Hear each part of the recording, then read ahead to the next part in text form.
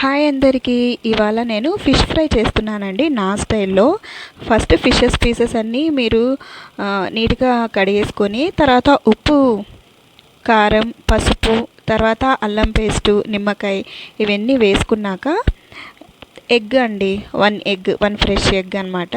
దాన్ని బాయిల్ ఏం చేయకూడదు, జస్ట్ ఆ ఎగ్ కొట్టేసుకొని దాంట్లో వేసుకోవాలా.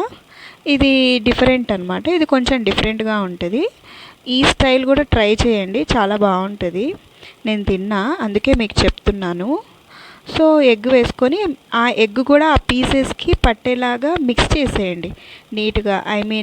ఈ ఉప్పు, కారం, పసుపు, అల్లం పేస్ట్ ఏదైతే ఉందో ఈ వీటితో పాటు ఆ ఎగ్ కూడా అన్నిటికీ పట్టేలాగా మిక్స్ చేసుకోండి మంచిగా.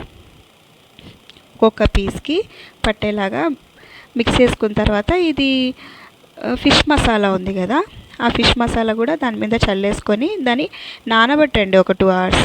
తర్వాత షాలో ఫ్రై చేసుకోండి, ఎక్కువ డీప్ కాకుండా లైట్గా ఆయిల్ వేసేసుకొని ఆ ఆయిల్లోనే ఫిషెస్ అన్నీ ఫ్రై చేసేసుకోండి. నేనైతే 2 వేసాను, ఎందుకంటే కనిపించాలి కదా కొంచెం మంచిగా కెమెరాకి అని చెప్పి పెద్ద బౌల్లో 2 వేసాను. ఒక సైడు కాలాక మళ్ళీ ఇంకో సైడ్ కూడా కాల్చండి మంచిగా. బాగుంటుందండి. ఇదైతే సండే డిష్ అనమాట, సండే చేసుకున్నాము.